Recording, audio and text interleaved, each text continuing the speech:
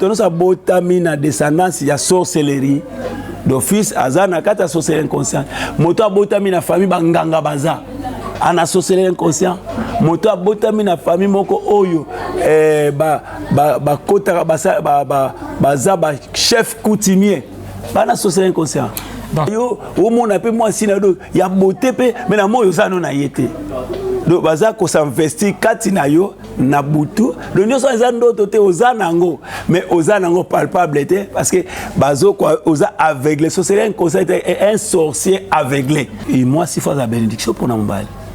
Est-ce que sorcellerie consciente na ba couple ou babalani et au créer divorce et créer un divorce ma kasi ko te trouver ka mabala bo ce qui moi sina yo aza na sorcellerie inconscient na butu abala.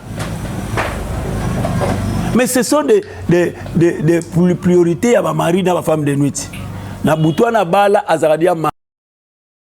Bonjour chers internautes, je suis Rézi Makengo, je suis content de vous savoir, très nombreux de suivre cette belle chaîne Concept Show. Abonnez-vous massivement, chers internautes. Je reçois pour vous aujourd'hui Pasteur Esaïe de l'église des Nouvelles Jérusalem, avec lui Torlobela, le danger de la sorcellerie inconsciente.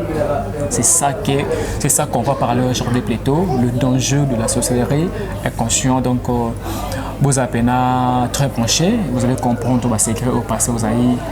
Pour Binissa, maman fille Milando, j'insiste à toi, à ta émission et puis un vrai boss PDG Audace Milando, un vrai boss plutôt, je précise, donc voilà. Bonjour Pasteur Esaïe. Bonjour journaliste, frère Nanga Régi, ça va? Bonne opération les gars, opération les gars qui bien, et je tiens aussi à remercier toutes ces personnes qui m'ont soutenu pendant cette épreuve. PDG Audace Milando, vrai PDG, merci beaucoup mon vieux, maman la fille Milando, merci aussi pour la soutien. Vous avez belé, après mon pays, on est ensemble dans la famille et je peux remercier pour la soutien pendant cette épreuve. Voilà. Allez pasteur, on va parler le danger à sorcellerie inconscient. Ma première question est ce qui est la sorcellerie inconscient.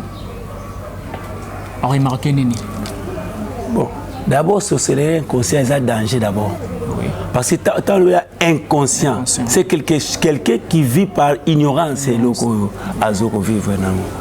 On dit que sorcellerie conscient eza kindoko mutazui ba lesa ki eloko to basala ki bo ayeba ba kenda bona pumbwa kana ke loka Régi tenake loka neti mama afi Milan nake loka neti mutente PDG Audace Milan ba loka ete mais est-ce que même ba loka ba on tete ndo kisko ayebaka kenake siko koloka et c'est ça ce que za kana bolamu ya sorcellerie inconscient parce que oyebi a conscient pour oyebi le kozo sala bolamu teme réalité dango pour oyebi le kozo sala mais inconscient do bako tinda ya lokayo mais yemo kabite ka tinda lokayo do bako tinda ya liayo mais ya zo mona te ka liayo parce que aza inconscient do bazo salela ye ko salela ye aza aveuglé pour nango. Alors, le bako utiliser la monica bazo mbeli boma soso nzoka azo boma soso te mazo boma papa na bango ate tela mutu ana kiswa na mela yazo mona ngolokola na noto menzoka za réalité oye azo sala lobi ko mutu kufa na regretter mais conscient ayebe akende abo funalia na ba komita na sacrifier nyo c'est ça ma bé mais le plus dangereux est inconscient. Parce que Zovana naye, il y a miyebite, il y a tambola kaka, asala o yalingi. D'ailleurs, mouta na sorcellerie comme ça, a miyeba ape kakate. Mais ayaka koyeba soki balakisi akutani na muto azana domaine de délivrance. Abandi kotali sebe fait na ba signe o e jouaka o rôle ya sorcellerie inconscient jouaka. Ne mutana wa découvrir ngape na mona kango. Donc si je comprends bien, n'est pas couple les alaka moi c'est dans mon bali et moi si perose la shit ya musala ya mon bali sans le savoir ça veut dire que ce que moi c'est azu kindoki inconscient ça veut dire azu ko envoûter musala mon bali naie inconsciemment sans le savoir que musala mon bali zo beba po naie mais aza inconsciente mais ceux qui au babundisa qu'on a vu ata yo ceux si ba pesi au moins ça caché na bango bandoki batiki na bango ba kotika pas moi parce que tant au moins c'est une sorcellerie inconsciente. Ça veut dire capable de détruire une sorcellerie nyonso mutako sabino te ndoki nga entela ndoki ali akatete sorcellerie nyonso na eloko esala ke détruire ka on a besoin sang on a besoin sacrifice on a besoin ya ba pacte na bango basala donc mobali aza mwasi ndoki le fils aza esclave ya sorcellerie ya mwasi wana donc makamuna ko sala ko simbatin au mona mwasi ya bongo ya lota bandoto ona kendeki na zandu na kuti bilo mbaye nanga ba miba yibi yango mobali ya lota ndoto tamso olata lota ndoto mwasi ne dans le scène ya no mona lokta mususu batu mususu ba image ya batu mususu alors destruction ko sala ma progrès ko zalate avancement ko zalate même vie ya bana des mondes. Pasteur, si je comprends bien, sorcellerie inconscient, c'est-à-dire que la sorcellerie inconscient. Est-ce que ça est inconscient? Donc, on peut être inconscient. Aujourd'hui, on peut être inconscient. Non, inconscient, c'est la cacate. On peut être boye. Et il y a une méthode de belé. Tant qu'on s'engage, moi, c'est un doki. Au communal. Bible dit ceux qui battent une balle sangani ba ko mutu moko c'est que yoko ceux qui ndoki apumbaka solo yo sangani na yo pe comme la société inconscient même moi jeune fille to mwana mwasi ake sangana bali mwaza na sorcellerie yeba ke d'office les gars ba sangani na nzoto akomi na sorcellerie inconscient e bani ya wana mususu eza babota yo ceux qui moko papa no sabota mana papa azandoki to mama zandoki ana sorcellerie inconscient obligatoire oui on est obligatoire et rattraper parce que tu as son sang o sorcellerie bana na makila sorcellerie bana na mutu te bakata mutu kovo non sorcellerie zakate obola sa mutu nzala non sorcellerie bana na makila do makila wana siko yo zo ko apporter makila papa na bino non même si je prie et kolongwa te faut la kaka et kolongwa soki okozi conscience nango oluki délivrance nango mais mutu no sa botama bakoko na bino babota papa na bakina ndoki papa bina ndama kindoki ya bakoko na bango ali yo bota mais ça ndama kindoki ti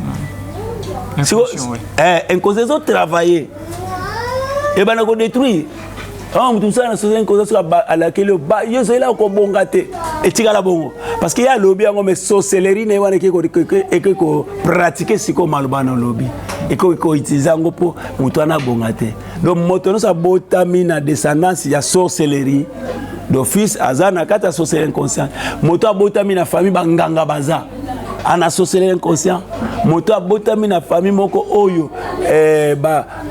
kota baza chef coutumier bana sorcellerie inconscient.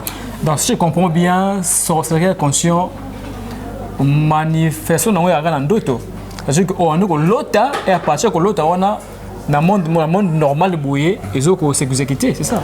Donc monsieur ezaka partir ndoto omona olali ozolota ndoto yoba ndoto no zaka na zandu ozoteka moza oteka na zandu ozaka tata fone commerce exacte na zandu ozoteka omona yo bala oloti na bala mais na moi bo bala te me loti ndoto bala après le temps oloti ndoto na bota omelisi pe mwana so mwa mwasi yo mwana bado zoma pe kuma na ndako no moko na mwasi na bano pesaka ordre mituka pe otambola pe na mutuka na ndoto na ke mais na moyo otamsa mutuka te mwasi na yo omona pe mwasi na do ya bote pe mais na moyo zano na yete do baza ko s'investir kati na yo na butu do nyoso za ndoto te ozanango mais ozanango palpable te parce que bazo ko oza aveugle sorcellerie inconscient un sorcier aveuglé. Hein? Oui. La zone sorcière mais aveugle et moi découvrir l'identité de la sorcellerie exacte. Do linga kangote. Oui. Ba pesa ki yango peut-être na moyen moko mususu ya lisanga mo sambali mususu ko lata na bilamba ka oyo. Maka to ta bilamba.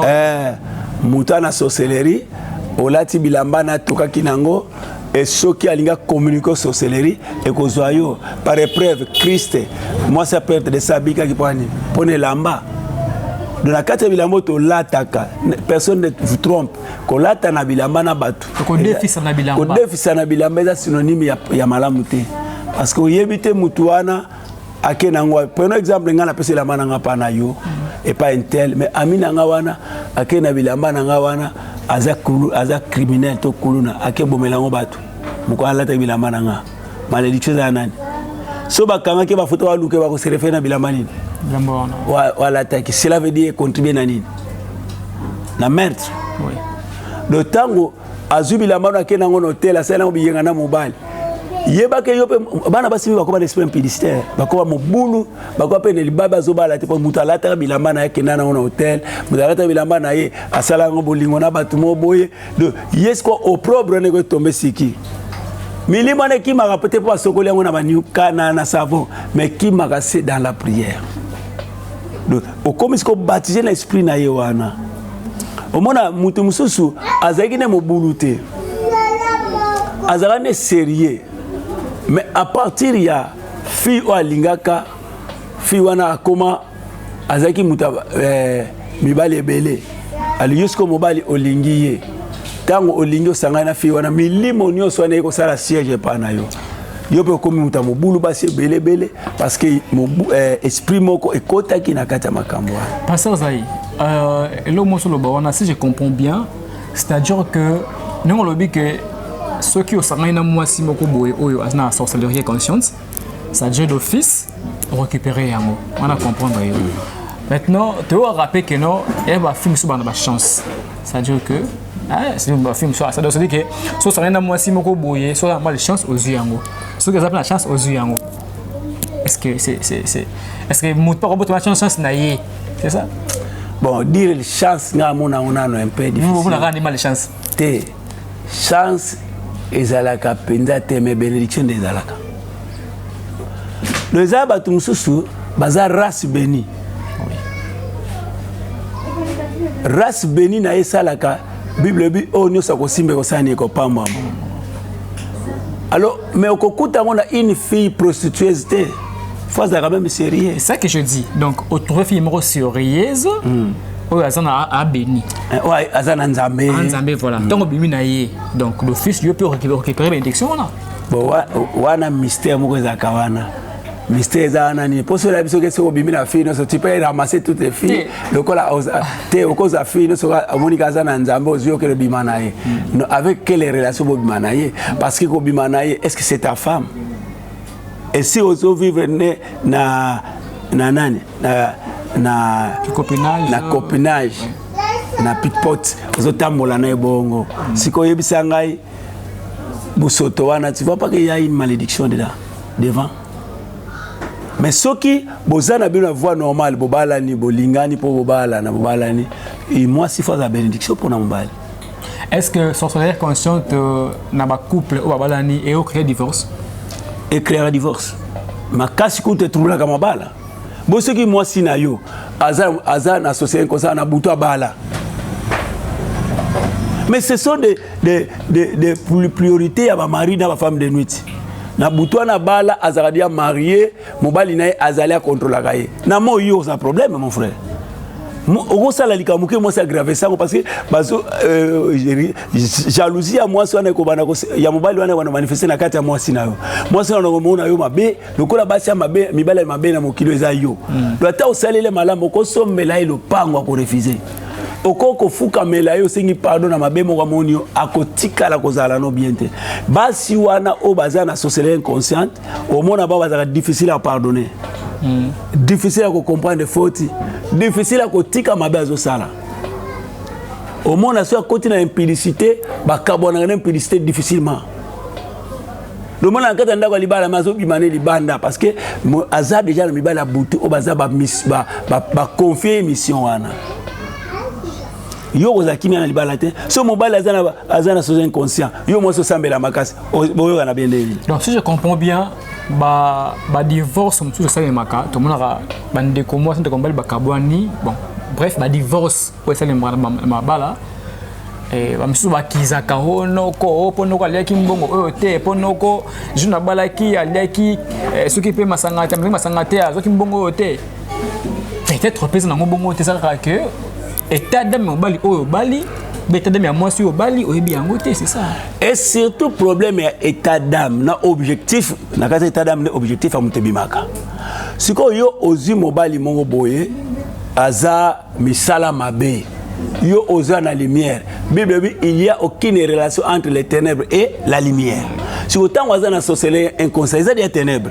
Si boko yo kana bien ndenge nini ata alobaka no je t'aime si je t'ai pas vu je ne dors pas mais yeba mukolo musu ponge ndo sila ye mais ça peut faut ça ndeko moi c'est peut-être pour ça inconscient parce que pas zo batera kindoki wana pour bobani la bipa yebete kana kindoki wana si quoi problème ezani avant bala mais faut luka pe bonne lanzambe c'est ça les erreurs parce que tozo bala lelo par rapport à intérêt mais ce qu'on a nazo bala moi c'est important azo ko s'engager na moi c'est pona bomo ipe kufa na biso siko ngana ndimi poto vanda na ye soki azana sorcellerie inconsciente ngana découvrir ngona kolukele délivrance so siko ye azo découvrir ngote ezape mabe po tango okoyeba ngote ndeli ba signe o la sorcellerie inconsciente ezali belé o bana koyeba comme tout ça ba kawana nga za pasteur moi si azana ndako libala ma l'autre libala mususu na kata libala na ndoto yeba kazo vient des mondes déjà yeba on ne peut servir des maîtres à la fois tu aira l'un et tu aimeras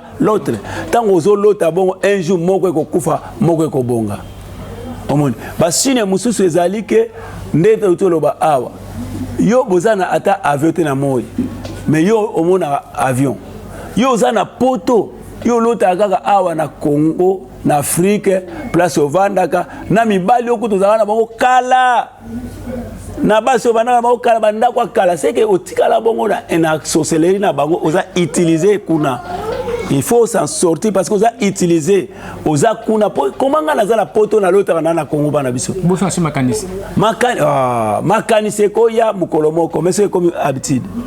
Régulièrement comme Mabé. Régulièrement, c'est que vous avez kuna, vous avez na poto. Si comme vous avez na poto, attends si même bon vous avancez. Attends si le projet que vous avez des conséquences parce que vous avez des mondes. Ce qui même akeko bala, ko pesa mbonga libala so za mobile. Ako ina mwasa na maka boti bana mibale moko bakabwani.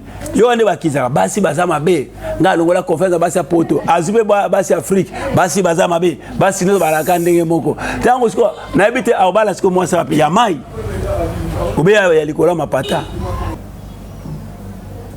Non, eza mabe. Même papa o bazalaka. Même maman misu baza maman. Mwana na mobile abala. Mais alingi mwana na mobala sala makamuno ke ba sorcellerie na kati beloko wana mwana mobala sala mamuno na ye oh mwana na mobala bali na mbonga mwana mobali yo contrôler oye baka na mwasi na lata kibila mani obaza na poto mama awa mama bokilo awa makenda kobeta tour kota mama kota famille mwasi na ye bazotonga ndaku bazotonga ndaku ba ça bien te faut maman contrôler il y a des hommes qui sont comme ça voilà genre ça bien ce sont des esclaves. Dieu nous a fait grâce. Il y a beaucoup de choses qui ont ingérence. Moi, je suis en gérance. Moi, ce comportement. Mais comment tu peux te marier avec une femme avec un sale comportement? C'est pas mais bon, ça est. On s'est marié, mon frère. Toi, tu as déjà comme 40 30 ans. Bon, ça y est. Donc, nakati ya libala mutu, nza mapesa mutu pouvoir. Vous savez que ngana za na erreur mon avis. Yambongo. Hein? J'ai dépensé beaucoup d'argent. Un jour, dans ta chambre, madame Abisingabi, tu sais que vous aurez mon collègue qui n'a pas na tous les points. Abi, oyebi ko dépenser bon, te points. Banque na yo, ezaka poche na yo. Mutu no sa sala ka poche ne kwa banque a dépenser ka au-delà ya calcul na ye.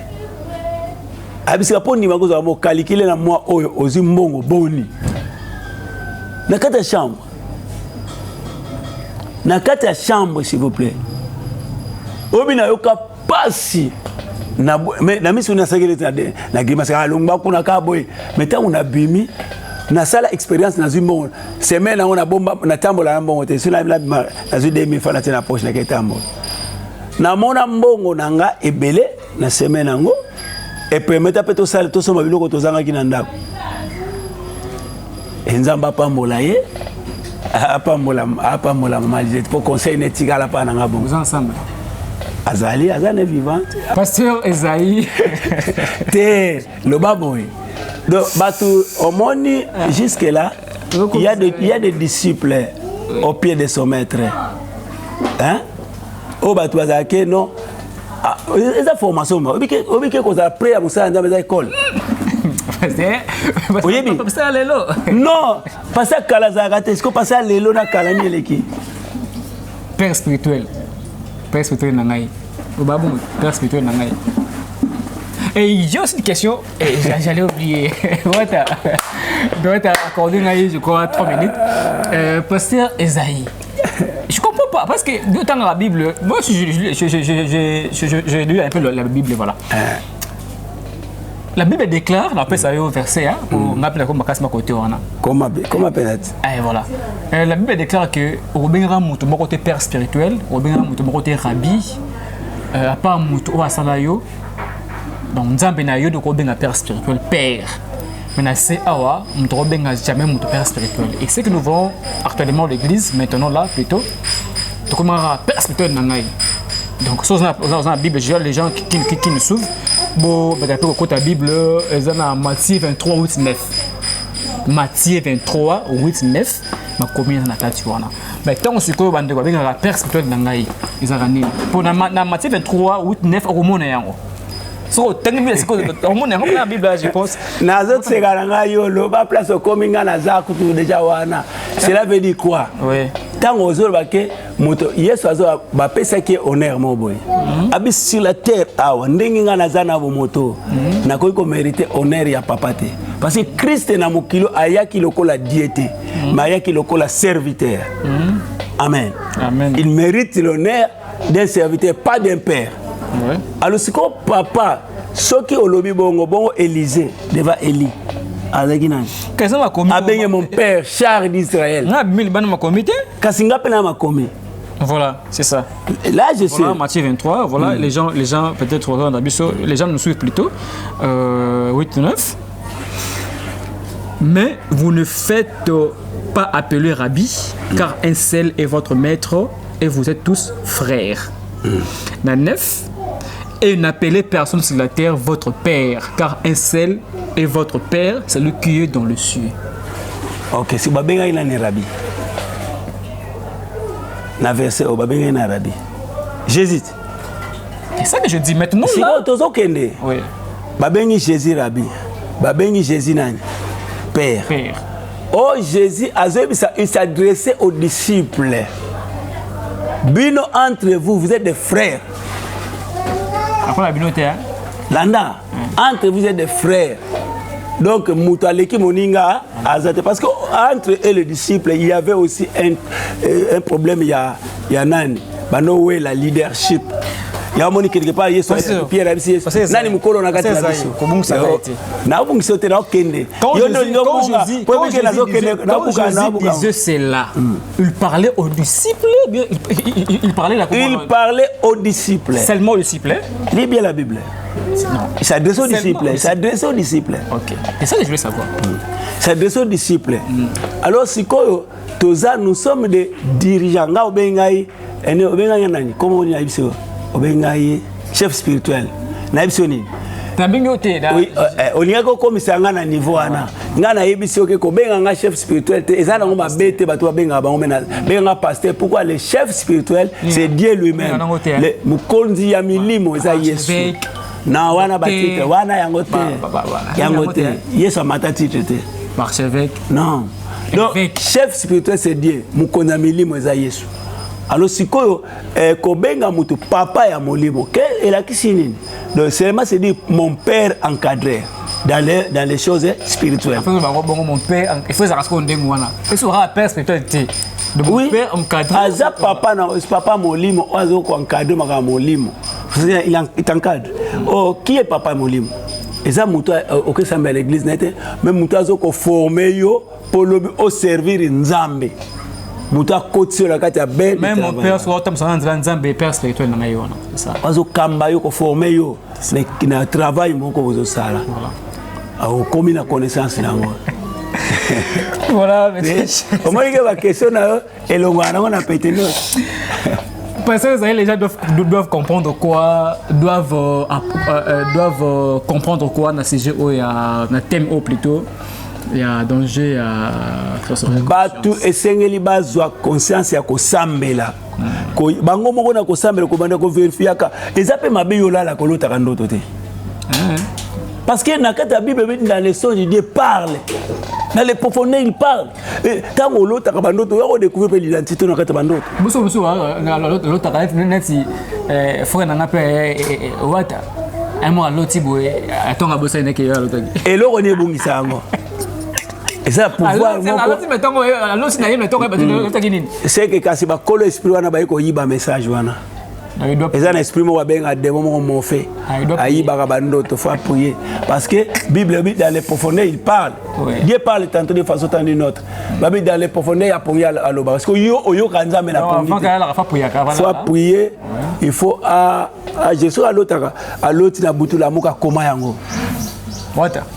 Comment yango po muta lota kateza mabe donc et puis on me muta lota bandoto so c'est un conseil on découvrir ba signe belé ko lia kana butu on mona oso lia la muko lié mais ndina lié ko lia la butu comment na yo na moi sino bokena wenze moi si amema na moya mema kote mais na butu ye muta mema ko na mutuka yeba ke ba na butu bakenda na yo. Faut vérifier, prier, faut prier pour moi ça bongo. Mobile no kenda na ba weekend, mais na moya kenda na note. Yo neni na ba ndoto kenda na weekend. C'est que Haïti da ko na butu. Et bilo so to fongola ngo belé mabale belé ko beba. PDG das Milan du mama fi Milan, je pense que faut ko sambela. PDG das na mama fi ba kenda ba weekend na moi. So ba kenda na moi. OK. Mais ba so kenda raté papa soda na kata libala. Papa commando.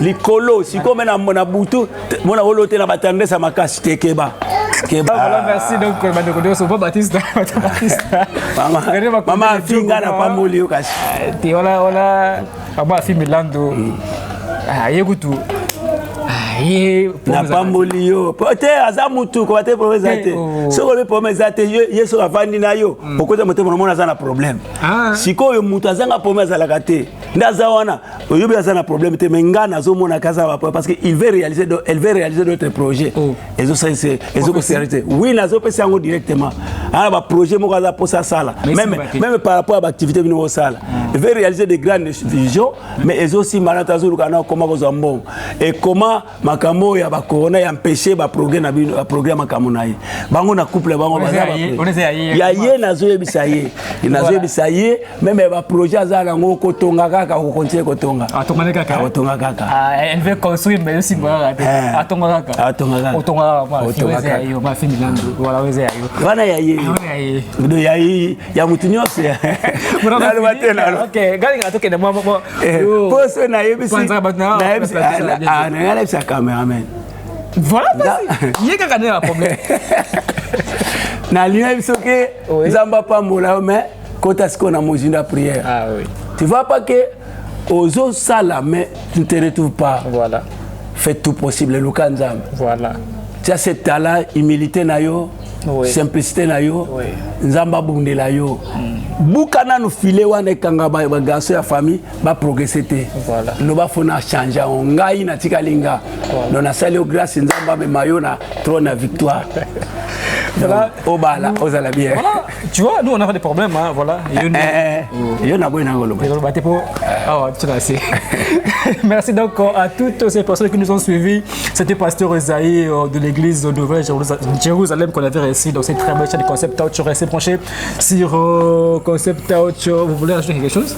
Na live sa papa de l'art nzamba pambola ye et maman Blandi nzamba pambola bino mama banga et en tout cas baza batoyo ba zala nanga malamu basunga kasi soki leo na eu problème ba telemaka ba jisaka donc moi na bossa ba omena ba prière nangeza te et na bossa ni pété kotika cher nanga mo na boyotanga kombo na ye na mboka Londres na iso ka nzamba obundela yo libanga kati na nkolo basa pekisi basa wati yo bango te na basa egiza tala biso ba bango te bon na pesa bango mbote na pesa mama nani ombote non papa pasteur ba kombo Maman Tété.